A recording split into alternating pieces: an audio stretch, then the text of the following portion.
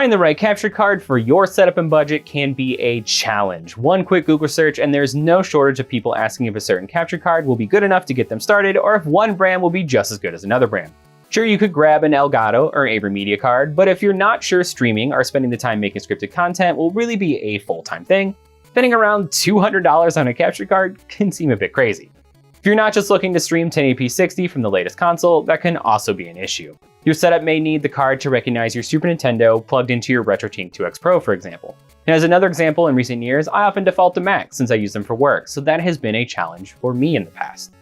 But then adding to the confusion, there is no shortage of cheap capture cards when you search websites like Amazon or eBay. These generic cards that are often knockoffs of other products can also be hit and miss, and a lot of times when you do find a good one, it turns out something else just isn't quite right with them. Recently, I picked up 4 budget capture cards that were all around $50 or less. The Genki Shadowcast, what I'm going to call the blue box, Magewell Knockoff, and my CamLink knockoff that was $8. They all work for what they are, but each one has some sort of problem holding them back. Let's start with the Genki Shadowcast and see what this tiny little device has to offer. I recently gave a mostly positive review of the Shadowcast on my blog. You can check that out and more on RetroActiveTV.com, by the way, and I still stick by that article. But there are a few things I glossed over, and I will use this to correct that a bit. First, as a rundown, the Shadowcast is a $50 tiny capture card that was originally put on Kickstarter with the idea that using their software in combo with the Shadowcast would allow you to use something like a MacBook as a mobile screen for your video game system, and would be low lag enough to enjoy it. Basically, you get a capture card very similar to a CamLink that was bundled with a custom program for video capture. I really like the low profile of the Shadowcast, and it's really well built. It also plugs directly into the HDMI source and then has a USB-C out to your computer, in contrast to having this bulky stick hanging out of a USB port and then having another heavy HDMI cable hanging out of that. The Shadowcast is much better on all your ports.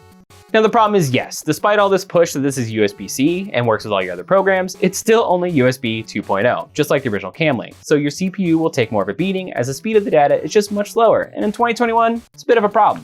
USB 3.0 has been around for a long time now, and it's probably time to stop making USB 2.0 only devices. Plus, you're still limited to MJPEG, aka Motion JPEG, rather than YUY2, and while it can take in 4K, it only spits out 1080p at 30 frames per second. But for some positives, and there's a lot of dunking on the Shadowcast because it's just a CamLink, and they're not completely wrong, it is the same concept and apparently uses a similar chipset. But in my experience, the clarity of the capture and the color is much better than the other budget cards in this price range and cheaper. The software is also a nice bonus. If you're looking to just capture gaming footage and not stream, you can easily plug in your Shadowcast and quickly grab footage without needing to set anything else up. It just works. So is it worth the $50 rather than $15 or $25 for the other CamLink type capture cards? It's debatable. I enjoy mine, I like the build, and the extra software has been useful here and there. If you're thinking about having an SLR or other camera as a webcam, this might feel more worthwhile as well compared to the other cards like it. So later, I stumbled onto what is obviously a Magewell knockoff. This little silver rectangle came in under $60 and claimed to be USB 3.0. It's a giant step away from the $300 price tag of the actual Magewell. So on a whim, I grabbed it, and which is what really started this idea for a video.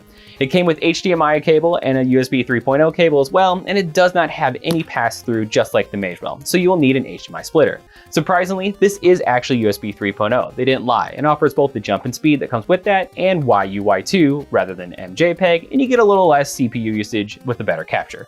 Well, technically you should anyway. This capture card gives me the weirdest picture and I just cannot tell what's happening here.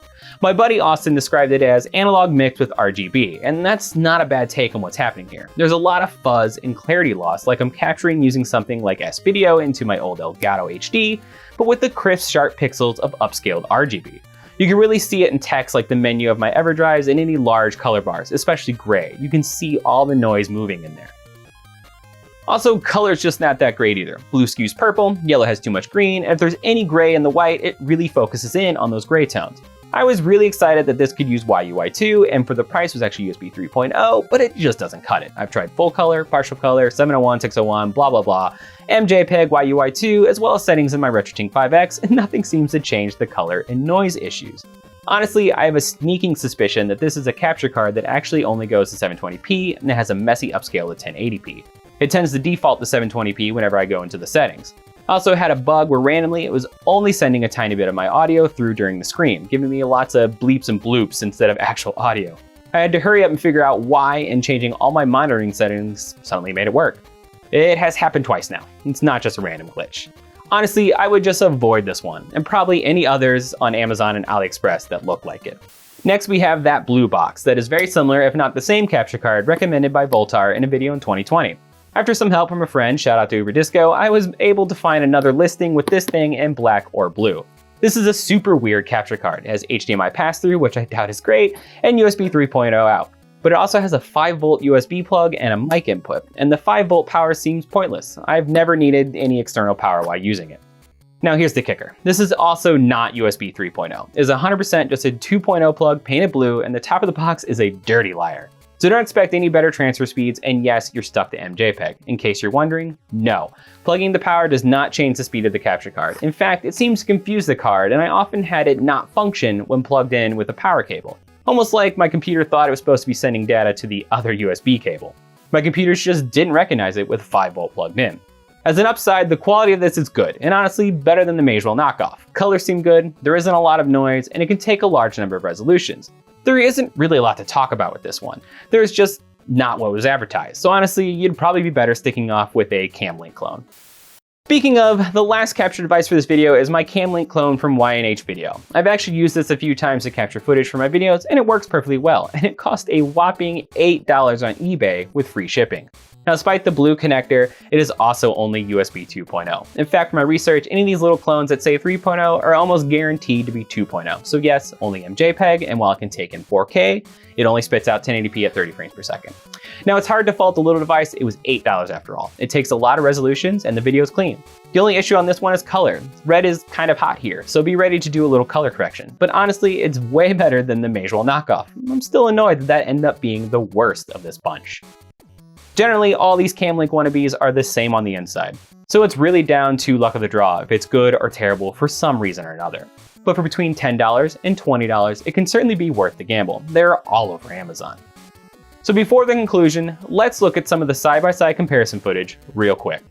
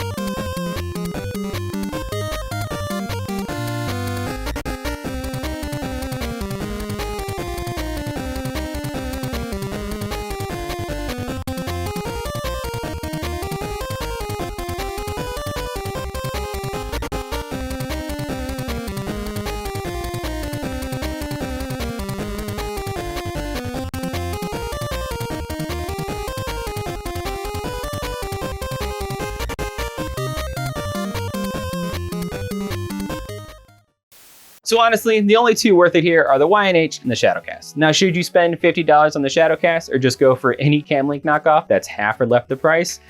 My original review of the Shadowcast stands. It's a little nicer, but only just barely. Genki is likely to provide some support for this in the future, and the included app is nice for anyone just wanting an out-of-the-box solution to capture footage of any kind, be it from a camera or a classic console through RetroTink 2X.